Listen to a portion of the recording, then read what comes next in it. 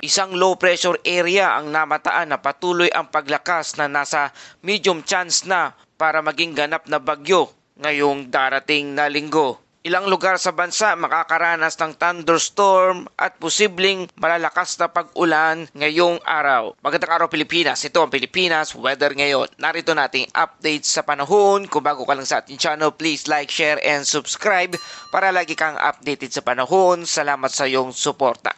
Magandang araw mga kababayan. Ngayong araw ng Miyerkules, June 17, 2026, talakayin natin ang pinakabagong kalagayan ng panahon sa buong bansa. Kabilang ang binabantayang low pressure area ngayon sa labas ng ating Philippine Area of Responsibility o PAR, ang posibilidad ng bagong bagyo at mga dapat nating abangan sa mga susunod na araw. Mga kababayan, matapos ang pag-alis ng mga nagdaang sama ng panahon nitong mga nakaraang linggo, meron na naman tayong bagong binabantayang sistema sa malawak na karagatan ng Pasipiko. Ayon sa pinakahuling monitoring, ang low pressure area o LPA-06B na nasa labas ng ating Philippine Area of Responsibility ay meron na ngayong medium o katamtamang posibilidad na maging isang tropical depression sa loob lamang ng susunod na 24 oras. Mahalaga tandaan na wala pa itong direktang epekto sa ating bansa sa kasalukuyan. Dahil dito, napakalayo pa sa ating silangang karagatan. Gayunpaman dahil tumaas na ang posibilidad ng development nito na mas pinag-igting na ngayon ng mga weather agency ang kanilang pagbabantay. Ano ibig sabihin ng medium chance of development? Pag sinabing medium chance of development ay nangangahulugang ito ay mas naging favorable ang kondisyon ng karagatan at atmosphere sa pagbuo ng isang ganap na bagyo. Posibleng nangyari ngayon sa mga susunod ay mas mainit na temperatura ng dagat, mas maraming moisture o singaw ng tubig, mas organisadong sirkulasyon sa paligid ng sentro ng LPA at mas mahinang wind shear na nakatutulong upang nagpapalakas ng sistema. Hindi pa ito nangangahulugang siguradong magiging bagyo, ngunit mas mataas na ang posibilidad kumpara sa mga nakaraang araw. So saan posibleng magtungo ang sistemang ito? O kaya ito'y susunod na bagyo. Batay sa kasalukuyang long-range forecast at mga weather models, ang sistemang ito ay inaasahang kikilos sa pangkalahatang direksyon. Sa kanlurang hilagang kanluran o west-northwest, pagkatapos ay maaring lumiko pahilaga at kalaunan ay posibleng mag-recurve patungong southern Japan. Sa ngayon, hindi pa nakikita ng karamihan sa mga modelo ang direktang paglandfall sa alimang bahagi dito sa ating bansa. Gayunpaman, mahalagang tandaan na habang nasa maagang yugto pa lamang ang sistema, posible pang magkaroon ng pagbabago at ang magiging direksyon nito sa mga susunod na araw. Kaya patuloy po nating antabayanan mga kababayan ang kilos at galaw nitong namumuong susunod na bagyo na pwedeng pumasok dito sa ating bansa, dito sa ating Philippine Area of Responsibility.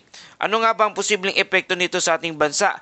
Kahit hindi direktang tumama dito sa ating bansa sa ngayon ang isang bagyo, maaari pa rin itong magkaroon ng hindi direktang epekto o indirect effect.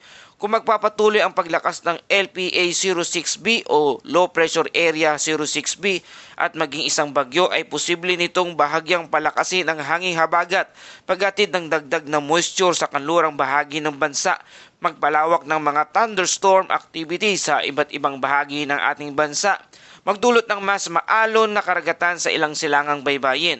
At subalit sa kasalukuyan, wala pang agarang banta ng malawakang pag-ulan mula sa sistemang ito. Para naman sa kalagayan ng panahon dito sa ating bansa, umiiral pa rin ang easterlies o mainit na hangin nagmumula sa karagatang Pasipiko ang patuloy na nakakaapekto sa silangang bahagi ng ating bansa. Sa Eastern Visayas at Silangang Mindanao, kabilang dito ang Eastern Visayas, Dinagat Island, Surigao del Norte, Surigao del Sur, Davao Oriental. Makakaranas ng bahagyang maulap hanggang maulap na kalangitan na may panakanakang pag-ulan, pagkulog at pagkidlat. Dulot ito ng easterlies. Bagamat hindi inaasahan ang maghapong pag-ulan, posible pa rin ang mga biglaang thunderstorm lalo na sa hapon at sa gabi. Sa Metro Manila at sa nalalabing bahagi ng ating bansa, kasama ang Visayas at Mindanao, mananatiling bahagyang maulap hanggang maulap ang kalangitan. Gayunpaman dahil sa matinding init sa maghapon, posible ang pagbuo ng mga localized thunderstorm pagsapit ng hapon hanggang sa gabi. Ito ang mga typical na thunderstorm na mabilis mabuo ngunit maaari ring magdala ng malalakas na pagkidlat, bigla ang malakas na pagbuhos ng ulan, malalakas na bugso ng hangin, lokal na pagbaha sa mga mabababang lugar. Para sa ating temperatura at init ng panahon, pinakamababang temperatura na itala 25.4 degrees Celsius habang ang pinakamataas na temperatura naman ay umabot sa 34 degrees Celsius. Ibig sabihin mga kababayan, patuloy pa rin nating mararanasan ang malinsangan at mainit na panahon sa maraming bahagi ng ating bansa, lalo na sa bandang tanghali hanggang sa hapon. Dahil dito patuloy tayo uminom ng maraming tubig at magdala ng payong at iwasan ang magtagal sa pagbibilad sa araw. Para naman sa lagay ng karagatan, sa Luzon at Visayas may hina hanggang sa katamtamang hangin na mula southeast hanggang southwest na may alon mula 0.6 hanggang 1.8 metro ang taas. Karaniwang ligtas para sa mga maliit na sasakyang pandagat, ngunit manatiling alerto sa posibleng mga thunderstorm na dumaan sa inyong lugar. Sa lugar naman ng Mindanao, mahina hanggang katamtamang hangin na magmumula sa east hanggang northeast na may alon din na mula 0.6 hanggang 1.2 metro ang taas. Patuloy na magiging maayos ang kondisyon ng karagatan sa karamihang baybaying lugar ng Mindanao. Mga kababayan, mga dapat abangan sa mga susunod na araw. Patuloy nating babantayan ang LPA06B o ang isang low pressure area sa silangan ng bansa. Posibleng maging isang tropical depression na ito sa loob na susunod na 24 oras. Kapag lalo itong lumakas at pumasok sa ating PAR o Philippine Area of Responsibility, ito ang susunod na pangalang gagamitin ng Pag-asa, ang Bagyong Francisco. Posible rin mabigyan ito ng international name na Mekhala kapag umabot sa tropical storm category. Sa ngayon, mababa pa rin ang posibilidad ng direktang pagtama nito sa kalupaan ng Pilipinas. Ngunit gaya ng lagi nating paalala, habang mas maaga pa ang forecast period, mas mataas ang posibilidad ng pagbabago sa direksyon at lakas nito. Kaya mga kababayan, patuloy po tayo tumutok at mag-antabay sa mga susunod na galaw at direksyon ng bagyo ngayong darating na linggo. At dumako na tayo sa ating Bible verse of the day mula sa Awit 46 verse 1, ang Diyos ay ating kanlungan at kalakasan, handang saklolo sa panahon ng kaguluhan.